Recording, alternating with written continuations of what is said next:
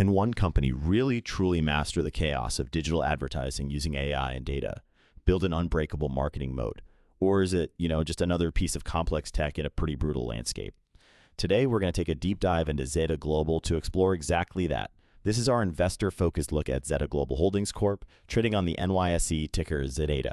We're using data as of July 9, 2025. Most recent closing share price was $14.87 back on July 7th. So today we're breaking this deep dive into two parts. First, in part one, we'll hit chapter 1, business analysis, then chapter 2, management evaluation, and finish up with chapter 3, financial analysis. Then in part 2, we'll cover chapter 4, market sentiment, chapter 5, ownership structure, chapter 6, risk assessment, and finally wrap it all up in chapter 7, conclusion.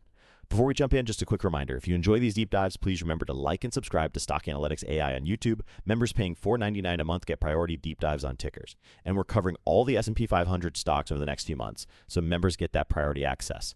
Want a one-off deep dive? Just drop us a super thanks. We really appreciate the support. All right, let's unpack this. So you've got a world just drowning in data. Everyone's talking AI. Can a company like Zeta Global genuinely stand out?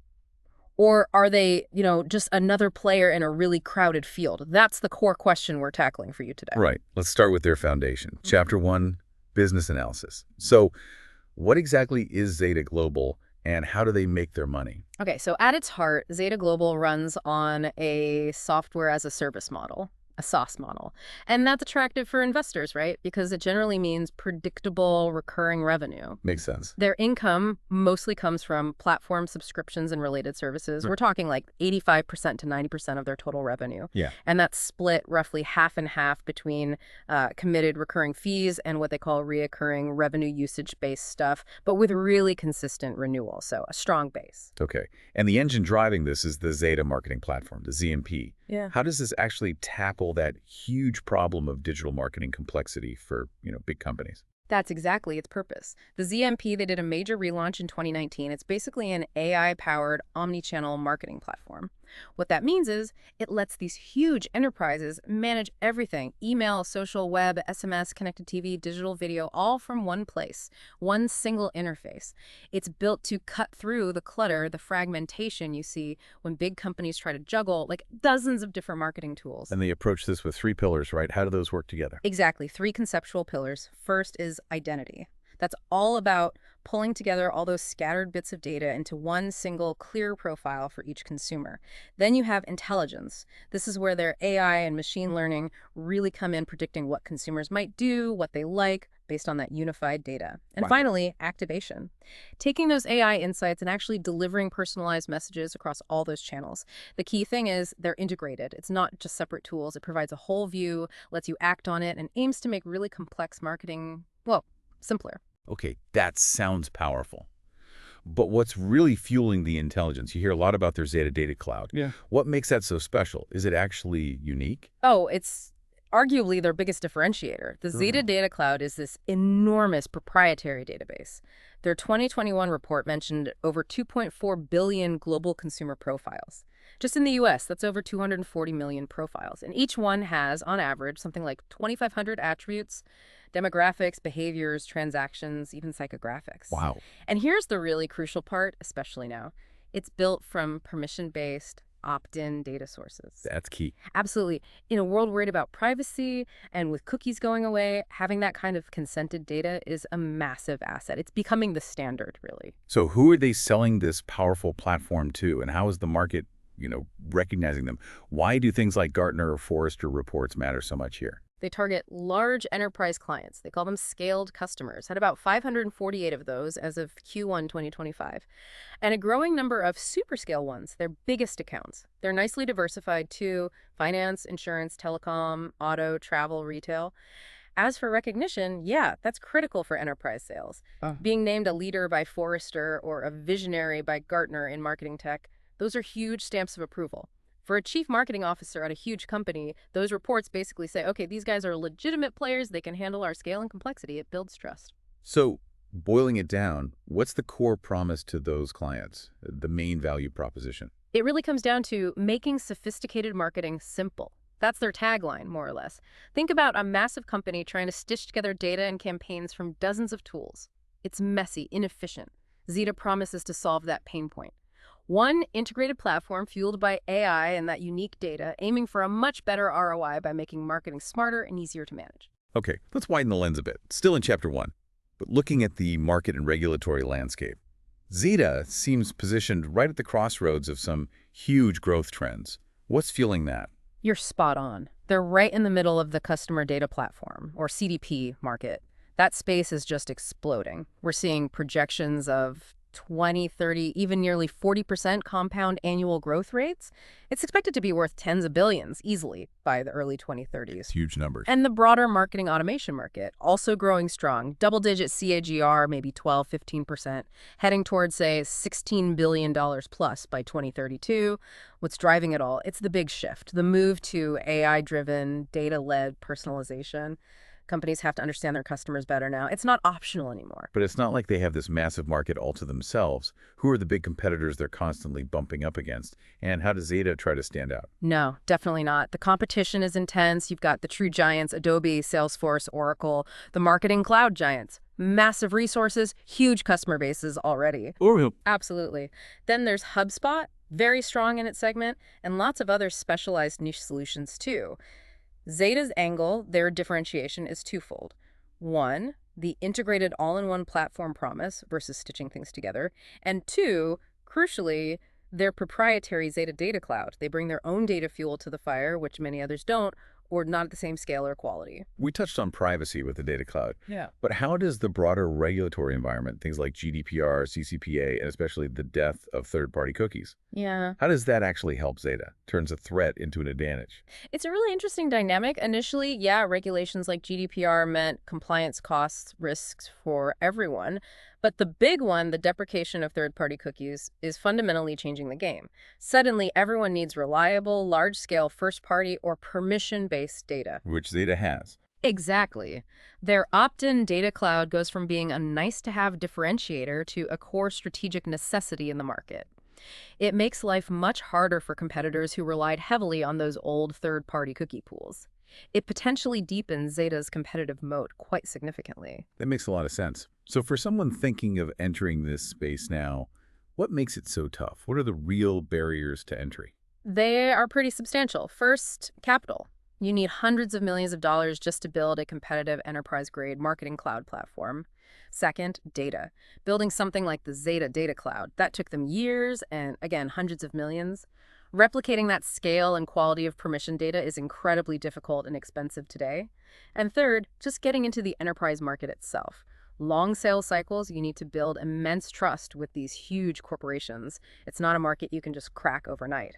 Given those barriers, what makes Zeta sticky once they land a client? What's their edge, their competitive advantages? Several key things. First, brand strength and recognition. Those Forrester and Gartner nods matter. Being a great place to work helps attract talent too. Second, cost advantages and scale economies. High upfront costs to build the platform, sure, but adding each new customer costs relatively little, and their all-in-one approach can mean a lower total cost of ownership for the client compared to managing multiple vendors. Okay. Third, network effects and switching costs. Once a big company integrates Zeta deeply into its operations, switching becomes a major costly hassle. But crucially, there's a data network effect.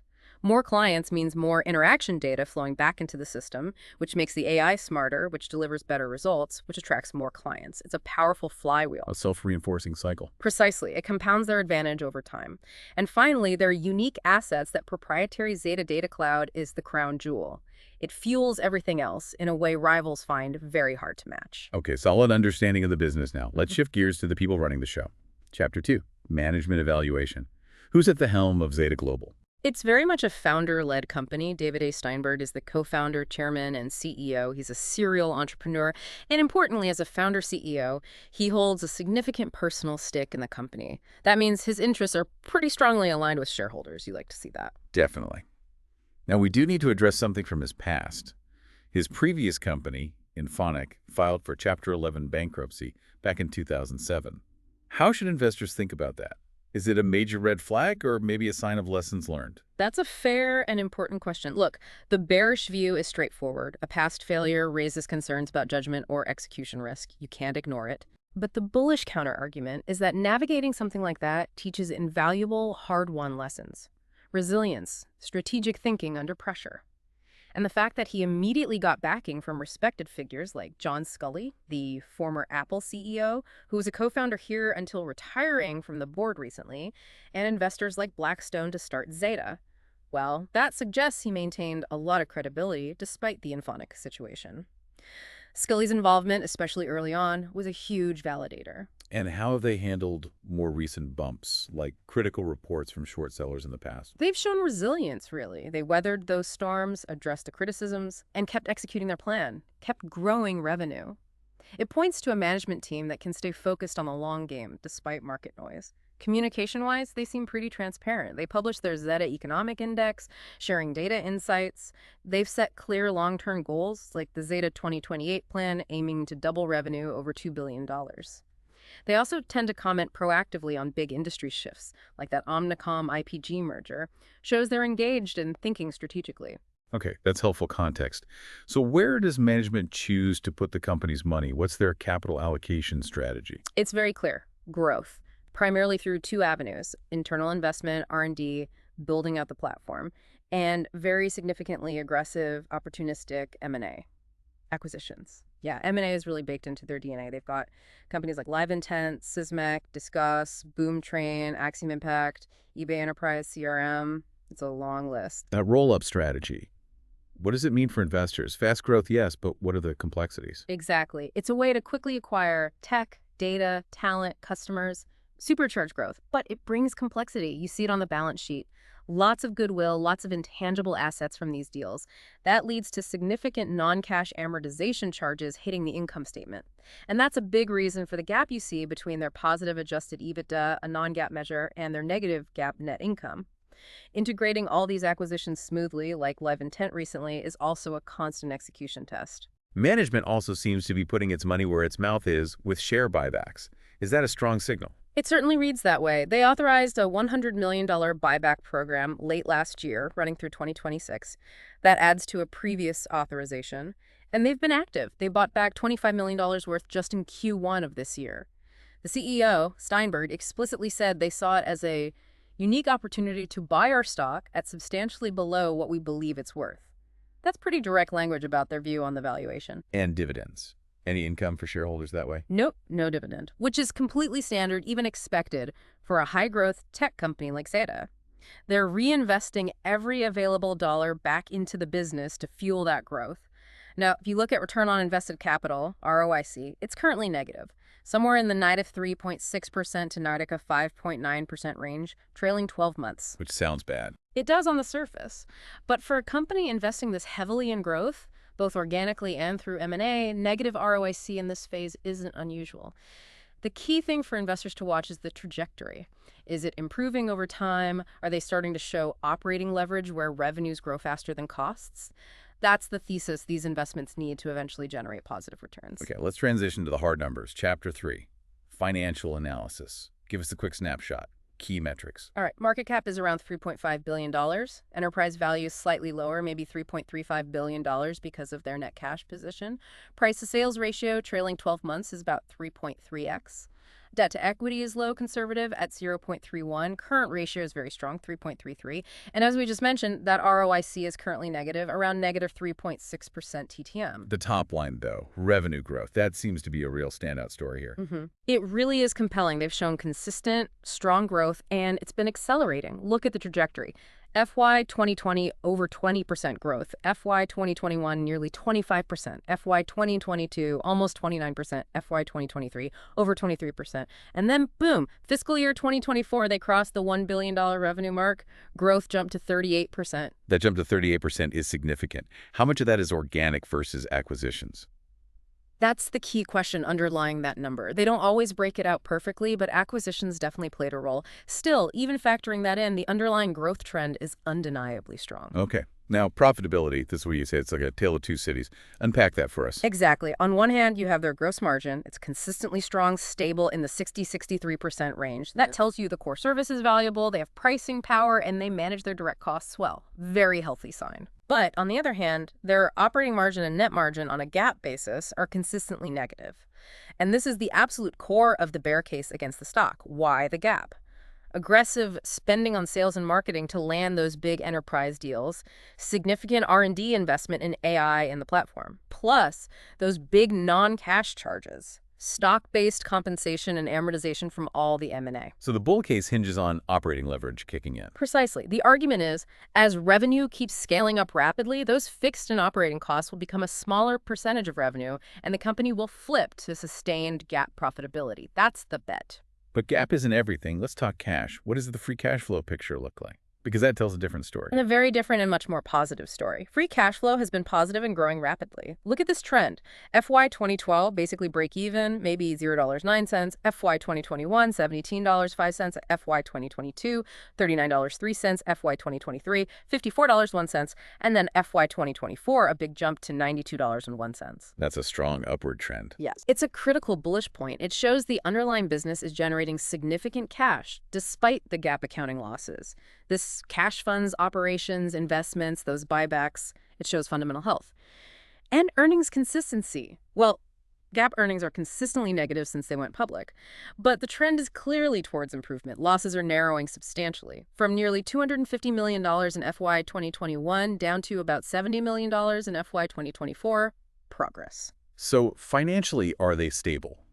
On solid footing? Yes, very much so. The balance sheet is a real strength. That low debt-to-equity ratio, 0.31, means they're not over-leveraged. They actually have a net cash position, more cash on hand, around $364 million, than total debt, about $197 million.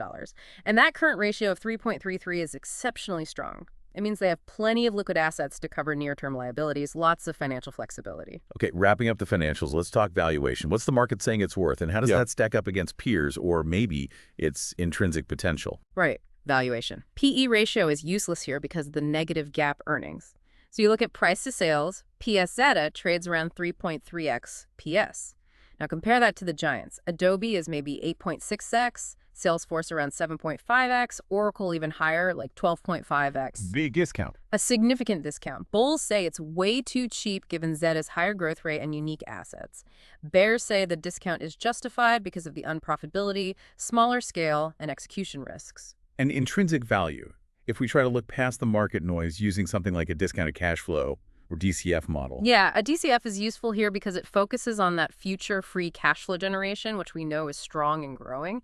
It estimates what the company's worth today based on those expected future cash flows, discounted back. And what sort of value does that suggest? Based on typical educational DCF models, running reasonable assumptions, you get an estimated intrinsic value range of somewhere between $15 and $22 per share. Okay. And what are the key assumptions driving that range? You'd assume pretty strong revenue growth, maybe starting in the 19-28% range annually for the next 5 years, then tapering down towards 10% longer term.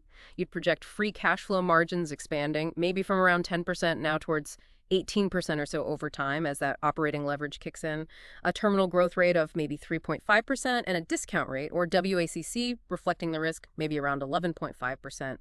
Those are the kinds of inputs. Right, that sets the financial stage. Let's move into part 2 now, starting with chapter 4, market sentiment. How does the market feel about Zeta? You mentioned it's a mixed bag. Yeah, it really is. On one hand, you look at Wall Street analysts. The sentiment there is overwhelmingly bullish, strong buy consensus, something like 85% rated a buy.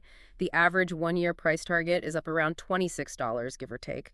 That implies, what, over 70% upside from where the stock is now? That's significant upside potential, according to analysts. It is. Now, there's a wide range of targets, from maybe $15 on the low end to way up at $46 on the high end. But the central point, the average, is very positive. And what about recent news? What's been hitting the headlines? Mostly positive stuff, reinforcing that bullish narrative. They've had this incredible streak, 15 consecutive quarters of beating earnings expectations and raising future guidance. 15 quarters, wow. Yeah, it's impressive consistency. They've also been rolling out new AI products, Zeta Answers, AI Agent Studio, and the Live Intent acquisition seems to be integrating well. The general media vibe is positive, dynamic, AI-focused growth company. Okay, so analysts are bullish, news flow is positive. Yeah. But then there's the other side. A big chunk of the market is actively betting against Zeta, right?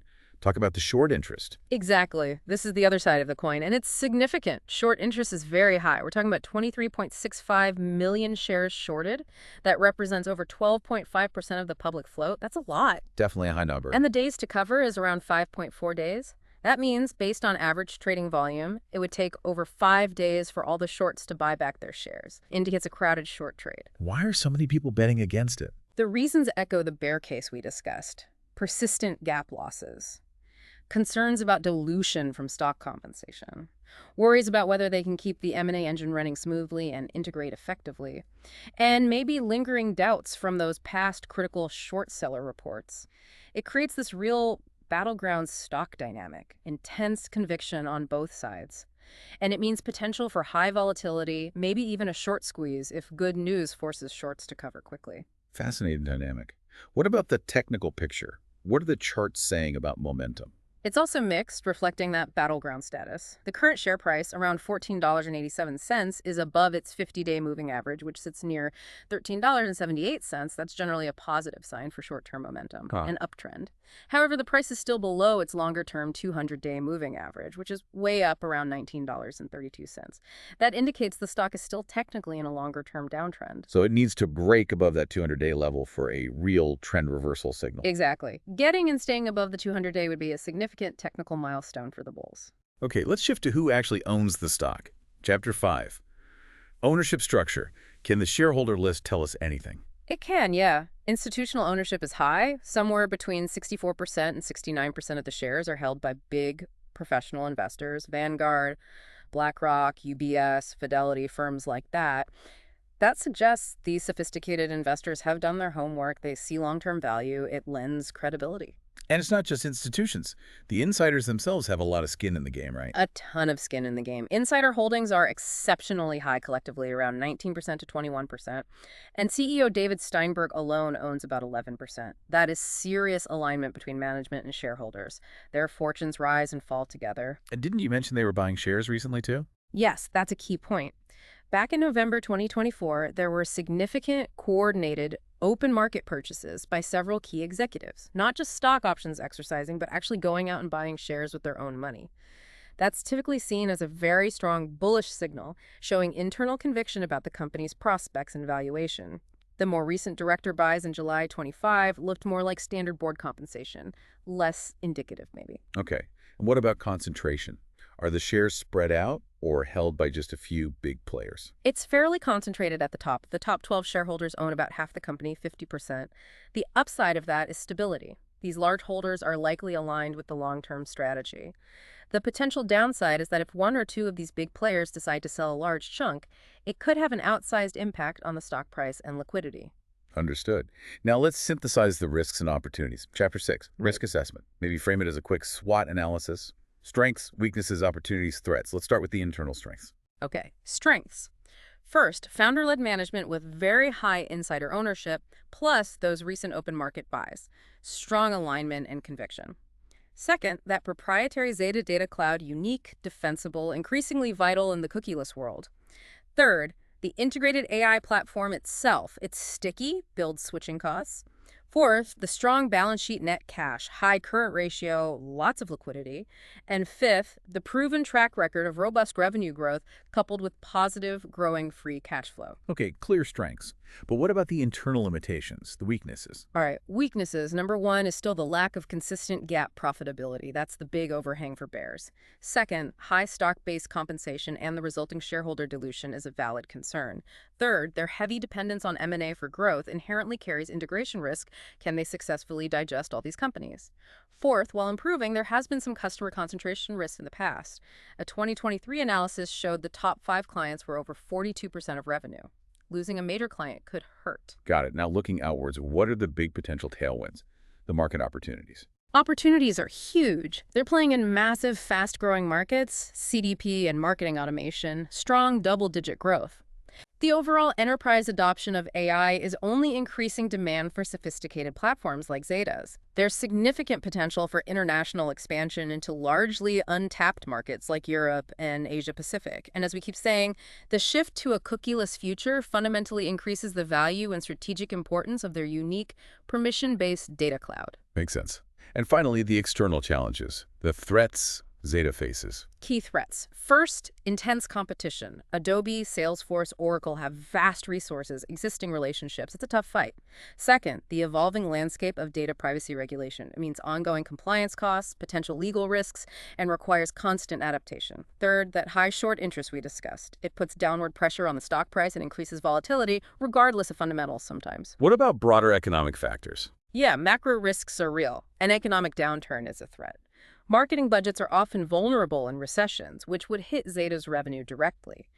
A sustained high interest rate environment could also hurt by making future M&A more expensive, potentially slowing down that key part of their growth strategy. And geopolitical things, like tariffs? Less direct impact as a software company. No physical goods tariffs really affect them. But indirectly, yes. If tariffs cause a broader economic slowdown or squeeze margins for their clients in sectors like auto or retail, those clients might cut back on marketing spend. So an indirect threat there. Okay, we've covered a tremendous amount of ground. Let's bring it all together in Chapter 7. Conclusion. Based on everything, what's the core bull case and the core bear case for Zeta Global? The bull case, in a nutshell, is this. You have a high-growth, founder-led company with huge insider ownership and recent buybacks showing confidence. They possess a unique defensible asset in their proprietary data cloud, fueling an integrated AI platform that creates a moat and high switching costs. This is backed by accelerating revenue, strong and growing free cash flow, a very solid balance sheet, and loud cheers from Wall Street analysts. And the counter-argument, the bear case. The bear case hammers on the persistent GAAP net losses. It points to the history of shareholder dilution from stock comp. It highlights the risks of their M&A-heavy strategy. Can they integrate successfully without tripping up?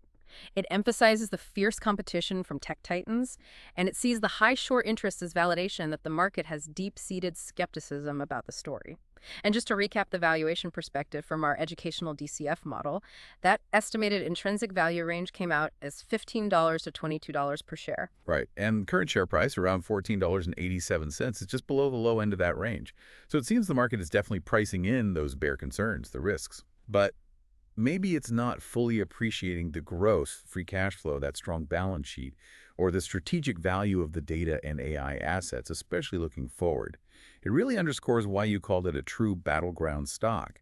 Sentiment is just sharply divided. Exactly. And at the end of the day, the company's ability to finally deliver sustained GAAP profitability, to prove out that operating leverage thesis, that will likely be the ultimate decider. That's what will determine which side of this battleground wins out in the long run. So here's a final thought for you to mull over.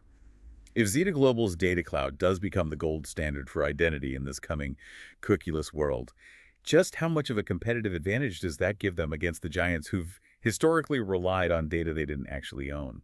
Something to consider. And our standard disclaimer. This analysis was generated by an AI system for educational purposes only. It should definitely not be considered financial advice.